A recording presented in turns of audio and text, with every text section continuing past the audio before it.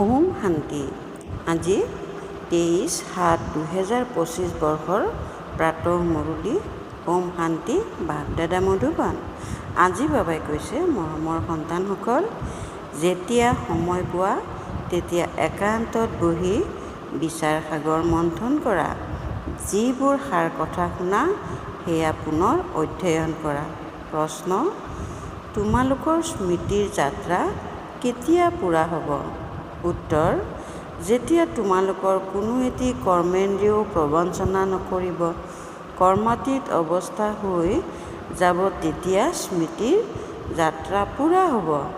এতিয়া তোমালোকে পূৰা পুৰুষাৰ্থ কৰিব লাগে, নিৰাশ হ'ব নালাগে, সেৱাত তৎপৰ হৈ থাকিব লাগে। ওম শান্তি। মৰমৰ সন্তানসকল, আত্ম অভিমানী হৈ বহি আছানে? সন্তানসকলে বুজি পায় যে আধাকল্প আমি দেহ অভিমানী হৈ আছোঁ। এতিয়া দেহী অভিমানী হৈ থাকিবৰ বাবে পৰিশ্ৰম কৰিবলগীয়া হয়। পিতাই আহি বুজায়, নিজক আত্মা বুলি বুজি বহা, তেতিয়া পিতাৰ স্মৃতি আহিব। নহ'লে পাহৰি যাবা। স্মৰণ নকৰিলে তেন্তে যাত্ৰা কেনেকৈ কৰিব পাৰিবা? পাপ কেনেকৈ খণ্ডন হ'ব? লোকচান হৈ যাব। এয়াটো বাৰে বাৰে স্মৰণ কৰা। এইটো হৈছে মুখ্য কথা। বাকীটো পিতাই অনেক প্ৰকাৰৰ যুক্তি শুনাই অশুদ্ধ কি শুদ্ধ কি সেয়াও বুজাইছে। পিতাটো জ্ঞানৰ সাগৰ হয়, ভক্তিকো জানে। সন্তানসকলে ভক্তিত কি কি কৰিবলগীয়া হয় পিতাই বুজায়। এই যজ্ঞ তপ আদি কৰা, এই সকলোবোৰ হৈছে ভক্তি মাৰ্গ। যদিও পিতাৰ মহিমা কৰে, কিন্তু ওলোটা। বাস্তৱত শ্ৰীকৃষ্ণৰ মহিমাও পূৰা ৰীতি নাজানে। প্ৰতিটো কথা বুজিব লাগে নহয়। যেনেকৈ শ্ৰীকৃষ্ণক বৈকুণ্ঠ নাথ বুলি কোৱা হয়। বাৰু, বাবাই সুধিছে, শ্ৰীকৃষ্ণক ত্ৰিলোকীনাথ বুলি ক'ব পাৰিনে? ত্ৰিলোকীনাথ বুলি গায়ন কৰা হয় নহয়। এতিয়া ত্ৰিলোকৰ নাথ অৰ্থাৎ তিনিও লোক, মূল লোক, সূক্ষ্ম লোক আৰু স্থূল লোক। তোমালোক সন্তানসকলক বুজোৱা হয় যে তোমালোক ব্ৰহ্মাণ্ডৰো মালিক হোৱা। শ্ৰীকৃষ্ণই এনেকৈ বুজে জানো যে মই ব্ৰহ্মাণ্ডৰ মালিক হ'ম? নহয়, তেওঁতো বৈকুণ্ঠত আছিল। বৈকুণ্ঠ বুলি কোৱা হয় স্বৰ্গক, নতুন সৃষ্টি। গতিকে বাস্তৱত ত্ৰিলোকীনাথ কোনোৱেই নহয়। পিতাই সঠিক কথা বুজায়। তিনি লোকতো আছে। ব্ৰহ্মাণ্ডৰ মালিক শিৱ বাবাও হয়, তোমালোকো হোৱা। সূক্ষ্ম লোকৰতো কথাই নাই। স্থূল লোকতো তেওঁ মালিক নহয়, স্বৰ্গৰো নহয়, নৰকৰো নহয়। শ্ৰীকৃষ্ণ হৈছে স্বৰ্গৰ মালিক। নৰকৰ মালিক হৈছে ৰাৱণ। এইখনক ৰাৱণ ৰাজ্য, আসুৰী ৰাজ্য বুলি কোৱা হয়। মনুষ্যই কয়ো, কিন্তু বুজি নাপায়। তোমালোক সন্তানসকলক পিতাই বহি বুজায়। ৰাৱণৰ 10টা মূৰ দেখুৱাই দিয়ে। 5 বিকাৰ স্ত্ৰীৰ, 5 বিকাৰ পুৰুষৰ। এতিয়া 5 বিকাৰটো সকলোৰে ক্ষেত্ৰত আছে। সকলো আছেই ৰাৱণ ৰাজ্যত। এতিয়া তোমালোক শ্ৰেষ্ঠাচাৰী হৈ আছা। পিতা আহি শ্ৰেষ্ঠাচাৰী সৃষ্টি ৰচনা কৰে। একান্তত বহিলে এনেকুৱা বিচাৰ সাগৰ মন্থন চলিব। সেই পঢ়াৰ কাৰণেও বিদ্যাৰ্থীয়ে একান্তত কিতাপ লৈ গৈ পঢ়ে। তোমালোকৰতো কিতাপ আদি পঢ়াৰ দৰকাৰ নাই।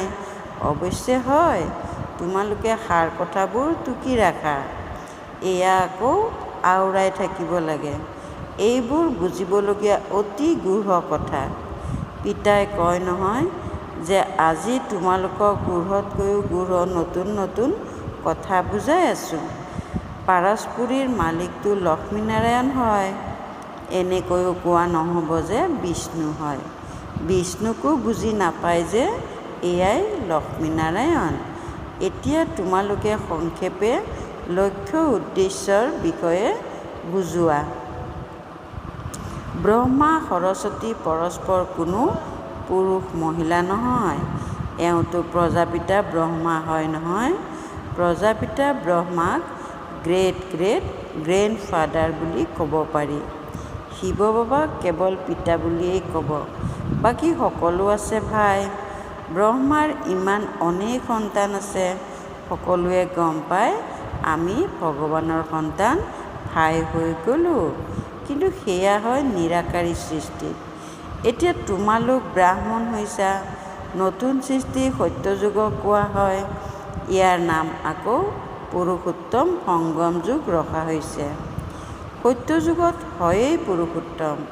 এইবোৰ অতি বিস্ময়কৰ কথা। তোমালোক নতুন সৃষ্টিৰ বাবে তৈয়াৰ হৈ আছা। এই সংগম যুগতে তোমালোক পুৰুষোত্তম হোৱা। এনেকৈ কয়ো যে আমি লক্ষ্মীনাৰায়ণ হ'ম। এওঁলোক হৈছে সকলোতকৈ উত্তম পুৰুষ। তেওঁলোকক আকৌ দেৱতা বুলি কোৱা হয়। উত্তমতকৈ উত্তম ১ নম্বৰ হৈছে লক্ষ্মীনাৰায়ণ। তাৰ পাছত ক্ৰমানুসৰি তোমালোক সন্তানসকল হ'বাগৈ। সূৰ্যবংশী ৰাজবংশক উত্তম বুলি কোৱা হ'ব। ১ম নম্বৰটো হয় নহয়। লাহে লাহে ক'লা কম হয়। এতিয়াতো তোমালোক সন্তানসকলে নতুন সৃষ্টি উদযাপন কৰা। যেনেকৈ নতুন ঘৰ তৈয়াৰ হ'লে তেতিয়া সন্তানসকল আনন্দিত হয়, উৎঘাটন কৰে। তোমালোক সন্তানসকলেও নতুন সৃষ্টিক দেখি আনন্দিত হোৱা, উৎঘাটন কৰা। লিখাও আছে যে সোণৰ ফুলৰ বৰ্ষা হয়। তোমালোক সন্তানসকলৰ কিমান আনন্দৰ সীমা বাঢ়ি যোৱা উচিত। তোমালোকে সুখ আৰু শান্তি দুয়োটাই পোৱা। অন্য কোনো নাই যিয়ে ইমান সুখ আৰু শান্তি পায়। অন্য ধৰ্ম আহিলে তেতিয়া দৈত্য হৈ যায়। তোমালোক সন্তানসকলৰ অপাৰ আনন্দ আছে। আমি পুৰুষাৰ্থ কৰি উচ্চ পদ পাম। এনেকুৱা নহয় যে ভাগ্যত যি আছে সেয়াই পাম। উত্তীৰ্ণ হ'বলগীয়া আছে যদি হ'ম। নহয়, প্ৰতিটো কথাত পুৰুষাৰ্থ নিশ্চয় কৰিব লাগে। পুৰুষাৰ্থ কৰিব নোৱাৰে বাবে কৈ দিয়ে যি ভাগ্যত আছে হ'ব। তেতিয়া পুৰুষাৰ্থ কৰাই বন্ধ হৈ যায়। পিতাই কয়, তোমালোক মাতাসকলক কিমান উচ্চ কৰি তোলো। নাৰীৰ মান সকলো ঠাইতে আছে। বিলাততো মান আছে। ইয়াত কন্যা সন্তান জন্ম হ'লে তেতিয়া বিবেচনা ওলোটাই দিয়ে।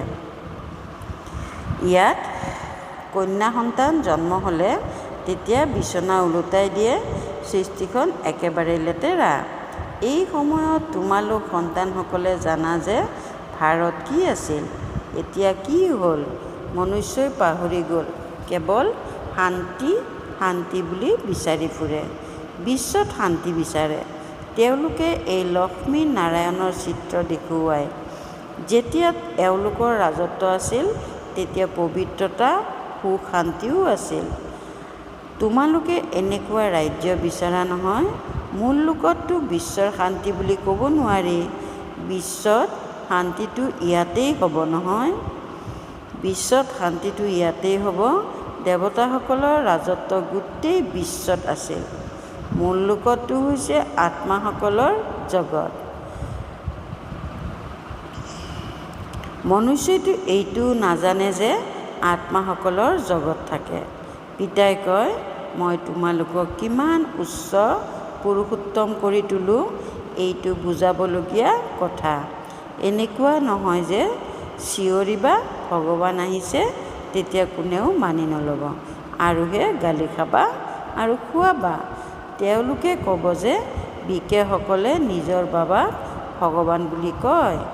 এনেকৈ সেৱা নহয়। বাবাই যুক্তি শুনাই থাকে।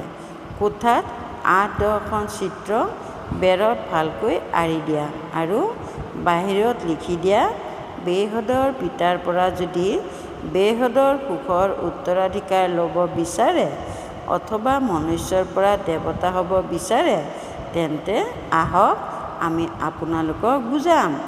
এনেকৈ বহুত আহিবলৈ ধৰিব, নিজে নিজেই আহি থাকিব। বিশ্বত শান্তিটো আছিল নহয়। এতিয়া ইমান অনেক ধৰ্ম আছে, তমোপ্ৰধান সৃষ্টিত শান্তি কেনেকৈ হ'ব পাৰে। বিশ্বত শান্তি সেয়াটো ভগৱানেই কৰিব পাৰে। শিৱ বাবা আহে তেন্তে নিশ্চয় কিবা উপহাৰ লৈ আহিব। একমাত্ৰ পিতাই আছে যি ইমান দূৰৰ পৰা আহে আৰু এই বাবা এবাৰেই আহে। ইমান মহান বাবা ৫,০০০ বছৰ পাছত আহে।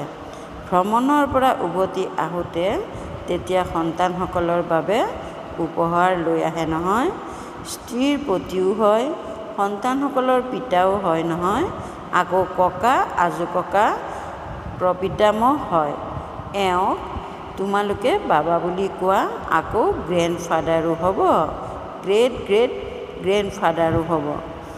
বংশবৃক্ষ আছে নহয়। আদম আৰু আদিদেৱ নাম আছে, কিন্তু মনুষ্যই বুজি নাপায়। তোমালোক সন্তানসকলক পিতাই বহি বুজায়।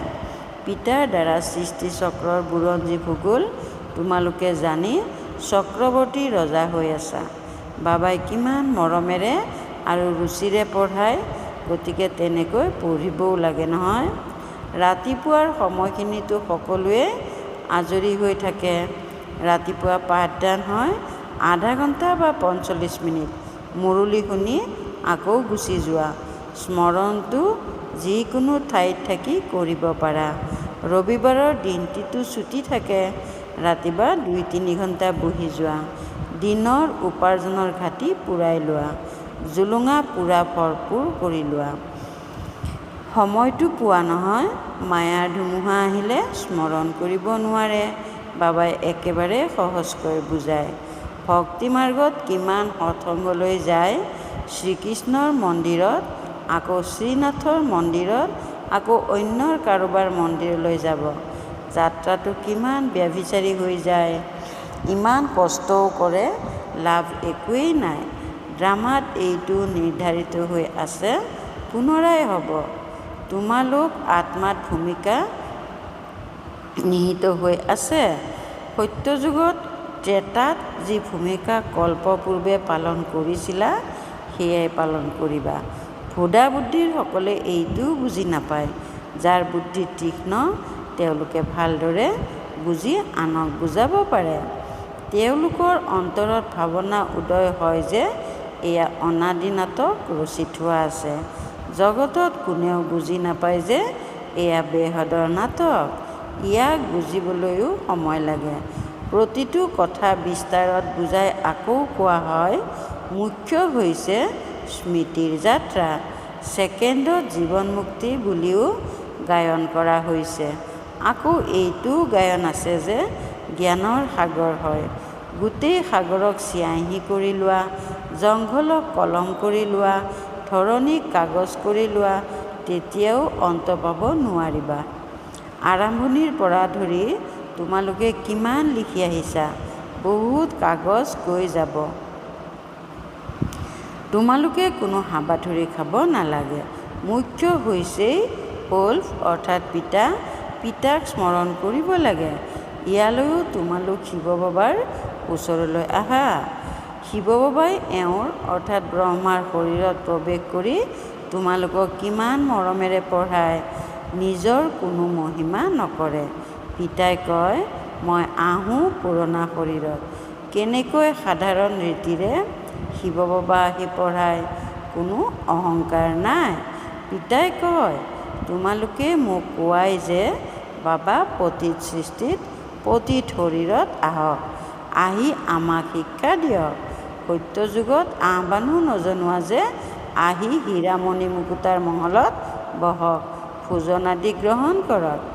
শিৱ বাবাই ভোজন গ্ৰহণেই নকৰে। আগতে আহ্বান জনাইছিলা যে আহি ভোজন খাওক। ৩৭ প্ৰকাৰৰ ভোজন খুৱাইছিলা। এয়া আকৌ হ'ব। এয়াও চৰিত্ৰ বুলিয়েই কোৱা হ'ব। শ্ৰীকৃষ্ণৰ চৰিত্ৰ কি? তেওঁতো সত্যযুগৰ ৰাজকুমাৰ। তেওঁ পতিত পাৱন বুলি কোৱা নহয়। সত্যযুগত তেওঁ বিশ্বৰ মালিক কেনেকৈ হ'ল, এয়াও এতিয়া তোমালোকে জানা। মনুষ্যটো একেবাৰে ঘোৰ অন্ধকাৰত আছে। এতিয়া তোমালোক অতি আলোকত আছা। পিতা আহি ৰাতিক দিন কৰি দিয়ে। আধাকল্প তোমালোকে ৰাজত্ব কৰা, তেন্তে কিমান আনন্দিত হোৱা উচিত। তোমালোকৰ স্মৃতিৰ যাত্ৰা তেতিয়াহে পূৰা হ'ব যেতিয়া তোমালোকৰ কোনো এটি কৰ্মেন্দ্ৰিয়ও প্ৰবঞ্চনা নকৰিব। কৰ্মাতীত অৱস্থা হৈ গ'লে তেতিয়া স্মৃতিৰ যাত্ৰা পূৰা হ'ব। এতিয়া পূৰা হোৱা নাই। এতিয়া তোমালোকে পূৰা পুৰুষাৰ্থ কৰিব লাগে। নিৰাশ হ'ব নালাগে। সেৱা আৰু সেৱা। পিতাও আহি বৃদ্ধ শৰীৰৰ দ্বাৰা সেৱা কৰি আছে নহয়। পিতা কৰণ কৰোৱানহাৰ হয়। সন্তানসকলৰ কাৰণে কিমান চিন্তা থাকে। এইটো সাজিব লাগে, ঘৰ সাজিব লাগে। যেনেকৈ লৌকিক পিতাৰ সদৰ চিন্তা থাকে, তেনেকৈ পাৰলৌকিক পিতাৰ বেহদৰ চিন্তা থাকে। তোমালোক সন্তানসকলেই সেৱা কৰিব লাগে। দিনে প্ৰতিদিনে বহুত সহজ হৈ যায়। যিমানে বিনাশৰ সমীপত আহি থাকিবা, সিমানে শক্তি আহি থাকিব। গায়নো কৰা হৈছে যে ভীষ্ম পিতামহ আদিৰ অন্তিম সময়ত তীৰ লাগিল। এতিয়া তীৰ লাগি গ'লে তেতিয়া বহুত হুলস্থুল হৈ যাব। ইমান সমাগম হৈ যাব যে কথাই নুসুধিবা। এনেকৈ কয় নহয় যে মূৰ খজুৱাবলৈও আজৰি নাই, এনেকুৱা কোনো নাই। কিন্তু সমাগম হৈ গ'লে তেতিয়া এনেকৈ কোৱা হয়, যেতিয়া এওঁলোকক তীৰে আঘাত কৰিব তেতিয়া তোমালোকৰ প্ৰভাৱ বিস্তাৰ হ'ব। সকলো সন্তানে পিতাৰ পৰিচয়টো পাবই। তোমালোকে ৩ পদ ভূমিতো এই অবিনাশী চিকিৎসালয় আৰু ঈশ্বৰীয় বিশ্ববিদ্যালয় স্থাপনা কৰিব পাৰা। পইচা নাথাকিলেও কোনো কথা নাই। চিত্ৰ তোমালোকে পাই যাবা। সেৱাত মান অপমান, দুখ সুখ, ঠাণ্ডা গৰম সকলো সহ্য কৰিব লাগে। কাৰোবাক হীৰাতুল্য কৰি তোলোতা জানো কম কথা? পিতা কেতিয়াবা ভাগৰি পৰে জানো? তোমালোক কিয় ভাগৰি পৰা? বাৰু অতি মৰমৰ গল্পৰ পাছত পুনৰাই মিলিত হোৱা সন্তানসকলৰ প্ৰতি মাতা পিতা বাপ দাদাৰ স্নেহপূৰ্ণ স্মৰণ আৰু সুপ্ৰভাত। আত্মিক পিতাৰ আত্মিক সন্তানসকলৰ প্ৰতি নমস্কাৰ। আত্মিক সন্তানসকলৰ মাতা পিতা বাপ দাদাৰ প্ৰতিও স্নেহপূৰ্ণ স্মৰণ আৰু সুপ্ৰভাত নমস্কাৰ। ধাৰণাৰ বাবে মুখ্য সাৰ ১ নম্বৰ। ৰাতিপুৱাৰ সময়ত আধা ঘণ্টা বা ৪৫ মিনিট বহুত স্নেহ আৰু ৰুচিৰে পাঠ কৰিব লাগে। পিতাৰ স্মৃতিত থাকিব লাগে। স্মৃতিত থকাৰ এনেকুৱা পুৰুষাৰ্থ হওক যাতে সকলো কৰ্মেন্দ্ৰিয় বশ হৈ যায়। ২ নম্বৰ। সেৱাত দুখ সুখ, মান অপমান, গৰম ঠাণ্ডা সকলো সহ্য কৰিব লাগে। সেৱাত কেতিয়াও ভাগৰি পৰিব নালাগে। ৩ পদ ভূমিতো চিকিৎসালয় তথা বিশ্ববিদ্যালয় স্থাপনা কৰি হীৰাতুল্য কৰি তোলাৰ সেৱা কৰিব লাগে। বৰদান। সঁচা আত্মিক স্নেহৰ অনুভূতি কৰাওঁতা মাষ্টাৰ স্নেহৰ সাগৰ হোৱা। সঁচা আত্মিক স্নেহৰ অনুভূতি কৰাওঁতা মাষ্টাৰ স্নেহৰ সাগৰ হোৱা। যেনেকৈ সমুদ্ৰৰ তীৰলৈ গ'লে শীতলতাৰ অনুভৱ হয়, তেনেকৈ তোমালোক সন্তানসকল মাষ্টাৰ স্নেহৰ সাগৰ হোৱা। যিসকল আত্মা তোমালোকৰ সন্মুখত আহে তেওঁলোকে যাতে অনুভৱ কৰে যে স্নেহৰ মাষ্টাৰ সাগৰৰ লহৰে স্নেহৰ অনুভূতি কৰাই আছে। কিয়নো বৰ্তমানৰ জগতখন সঁচা আত্মিক স্নেহৰ ফোকাটোৰ। স্বাৰ্থজড়িত স্নেহ দেখি দেখি সেই স্নেহৰ প্ৰতি বিৰাগ আহি গৈছে। সেয়েহে আত্মিক স্নেহৰ অলপ সময়ৰ অনুভূতিকো জীৱনৰ অৱলম্বন বুলি বুজিব। শ্লোগান: জ্ঞান ধনেৰে ভৰপূৰ হৈ থাকা, তেতিয়া স্থূল ধনৰ প্ৰাপ্তি স্বত হৈ থাকিব। জ্ঞান ধনেৰে ভৰপূৰ হৈ থাকা, তেতিয়া স্থূল ধনৰ প্ৰাপ্তি স্বত হৈ থাকিব। ওম শান্তি। অব্যক্ত সংকেত: সংকল্প শক্তি জমা কৰি শ্ৰেষ্ঠ সেৱাৰ নিমিত্ত হোৱা। যেনেকৈ সত্যযুগী সৃষ্টিৰ কাৰণে কয় যে এক ৰাজ্য এক ধৰ্ম, তেনেকৈয়ে এতিয়া স্বৰাজ্যটো এক ৰাজ্য অৰ্থাৎ নিজৰ ইংগিতত সকলো চলোতা। মনে যাতে নিজৰ মত নচলায়, বুদ্ধিয়ে নিজৰ নিৰ্ণয় শক্তিৰ অস্থিৰতাৰ সৃষ্টি নকৰে। সংস্কাৰ আত্মাক নচুওঁতা যাতে নহয়, তেতিয়া এক ধৰ্ম এক ৰাজ্য বুলি কোৱা হ'ব। গতিকে এনেকুৱা নিয়ন্ত্ৰণ শক্তি ধাৰণ কৰি লোৱা, এয়াই বৃহৎ সেৱাৰ সাধন। ওম শান্তি।